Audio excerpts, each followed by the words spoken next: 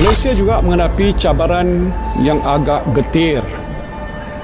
Kadar pengangguran di Malaysia adalah di paras 3.9%. So, isu yang tak settle-settle di Malaysia lagi adalah pengangguran. Pengangguran meningkat kepada 5.0% pada bulan April 2020. Mustahil ke kalau kita nak lahirkan usahawan sebenar melalui pendidikan tinggi? Kalau kita tengok artikel tentang situasi di Malaysia, ada 200,000 graduan yang tak ada kerja. Disebabkan teknologi yang berubah, perubahan ekonomi, perubahan pemikiran generasi baru, education yang dulu tu mungkin tidak lagi bersesuaian. Dan mengikut anjuran Jabatan Perangkaan Malaysia pada 14 Mei 2020, kadar pengangguran dijangka akan meningkat.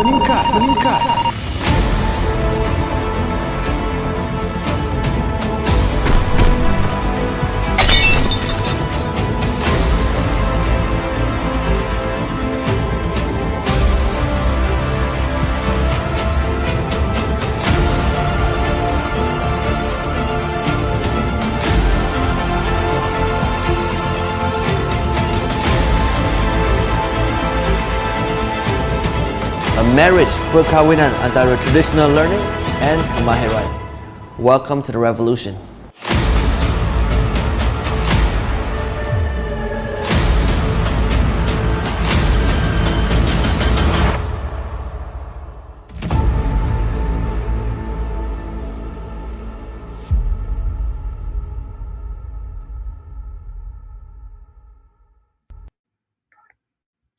Good morning. Hey, morning, Sophie. Good morning, everyone. Thank you for tuning in again. Right, so we're going to talk about our day 3 as to how do we run businesses during pandemics again. All right, so hey, Danish, good to see you. Well, basically today it's the very, very key as to each and every entrepreneur out there. You as an entrepreneur, let's put it this way.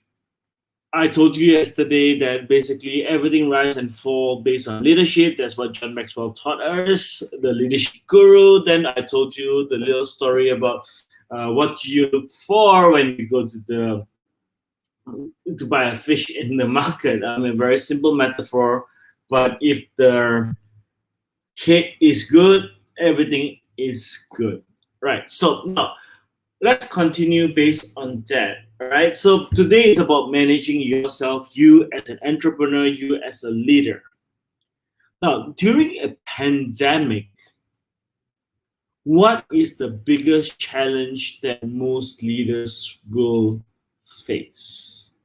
I believe, like, if I were to take myself as an example, the biggest challenge I will be facing right now is when the pandemic hits. Number one, what happens when I have to lay off my staff, lay off my team, all right, because the economy is not so good, then basically the leaders will now have to take on more roles at themselves, all right. And then yet at the same time, we are the ones that we're going to demonstrate ourselves towards the whole entire team, because as I repeat again, everything rise and fall based on leadership. So if I were to get demotivated, guess what happens to the team? Demotivated as well, right? So how do I now manage myself? Hey, Farah. All right, so well, Danish, I'm not sure what is Kakyong Urut. Well, maybe you say that maybe it will relieve the stress based on the massage. Well, it's a temporal one, but I think it's main thing is about how do we manage our emotion, manage our states.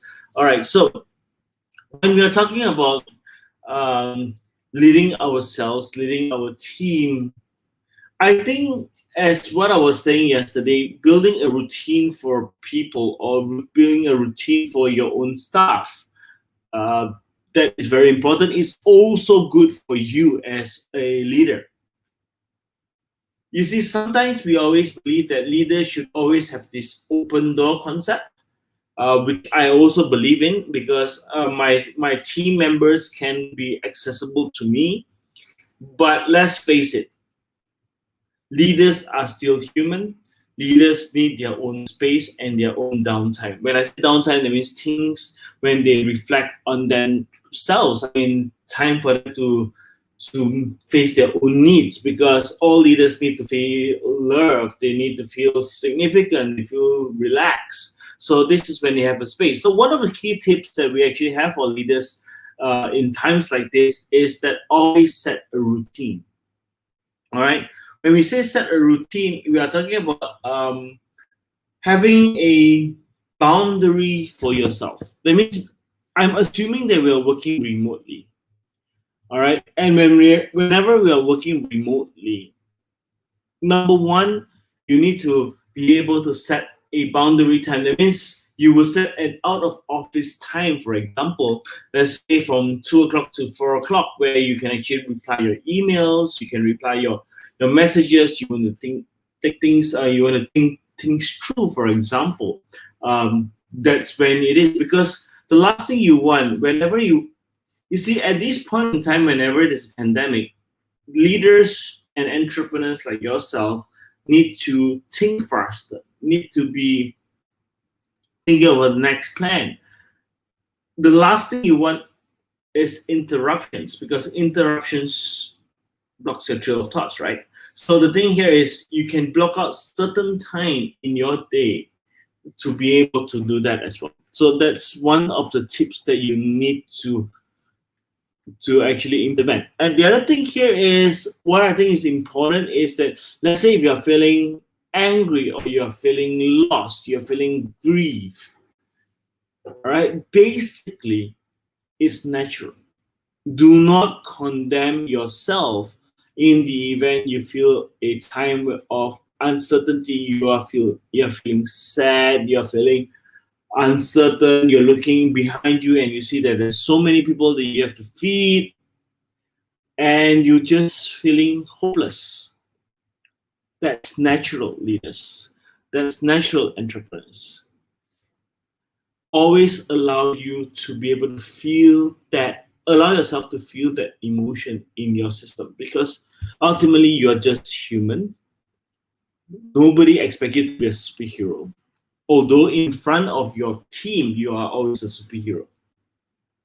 So the idea here is about knowing that those emotions, and there's one thing that I may have told you earlier on, life condition and your blueprint, is that your blueprint has certain things that you want to expect happening, and your life conditions must always balance. But the moment it's not balanced, you will feel this emotion, but do not condemn yourself. This is just grief, because everything happened in such an unexpected moment. It's so fast. From being super busy, you may be very quiet, and then you actually end up staying at home and not being able to do your work as normal. It's called grief. So allow yourself, as a change, for example, change, you need to be able to go through it and mourn through it first and have that feeling and then pick yourself out for it. And the other thing is never ever look at yourself, always look at focusing back on your work, focusing back on your task. The task is the most important thing, because the last day we're going to deal with on Monday when we come back again is how do you now see beyond the crisis. You see, I was taught along the way in my life is that whenever you're going through a crisis or a challenge, it's just that you're going through a valley, right? And a valley that is very, very dark. But at the end of the day, we are looking at the end of the tunnel. So what we are going through right now, my friends, here is that it's temporal. We are not saying that it's going to last forever. I think COVID is not going to wipe out the whole entire world. That's my own personal belief, and I strongly believe in that. But I'm not sure how long it's going to last. But we are not supposed to sit here and just to look at COVID and COVID alone. As entrepreneurs, as leaders, we need to gear our team up to go beyond. So when this COVID, this MCO 3.0 hit in Malaysia, I was sitting down there, and strangely enough, I mean, in due respect to all the sick patients out there, I actually rejoiced a little bit. Why? Because as everything slows down, this gives me time to plan.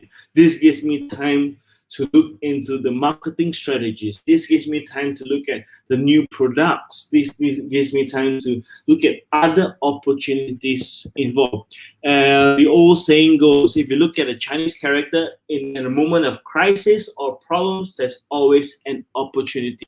And I think this is a time where we should sit back as leaders, as entrepreneurs.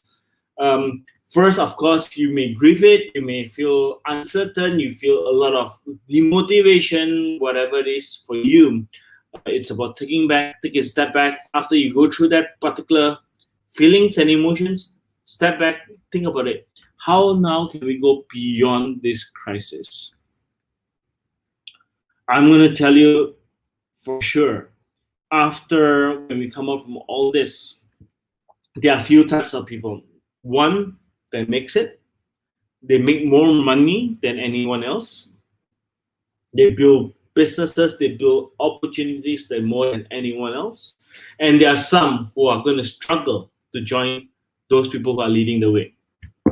And you will notice one thing is that those people who are leading after crisis are those people who are taking actions during crisis. So manage yourself, breathe, have good enough sleep, have enough better nutrition for yourself, forget about what's happening in the world, focus on yourself, focus on your team, build your business plan, and ultimately, if you're going to act now, you realize that you're going to be ahead of the game after these things end. All right, so I know we are going through certain tough times. Sometimes we have to lay people off, etc., but do it in a very compassionate way, because we're still all human beings. We always say that, hey, we don't overpromise as well. That means whenever you're talking to them, it's like, I can help. I will try to help you whenever I can. I can give you an opportunity whenever I can. But unfortunately, we are not being able to right now.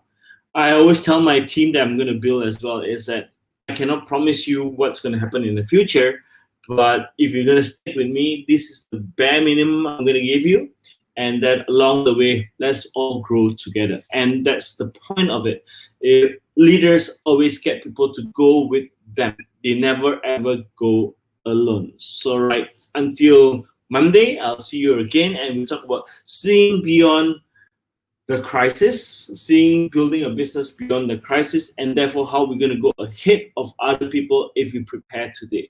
So till Monday, good to see you all again. Till then, goodbye. Have a good day.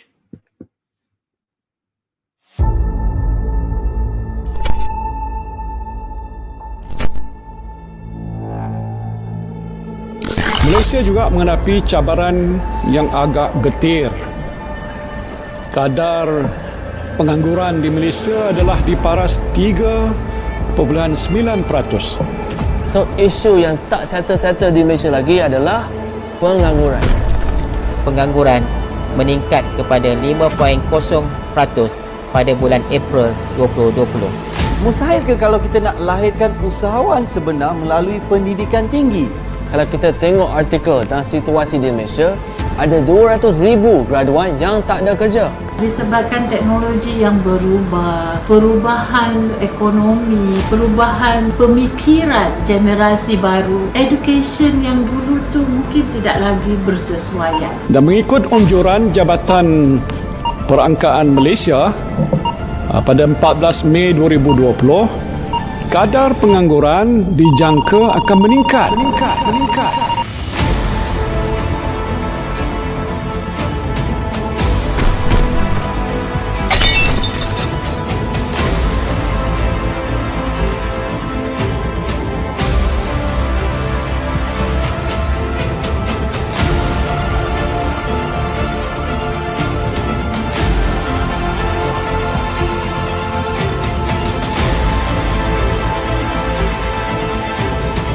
A marriage perkahwinan antara traditional learning and kemahiran. Welcome to the revolution.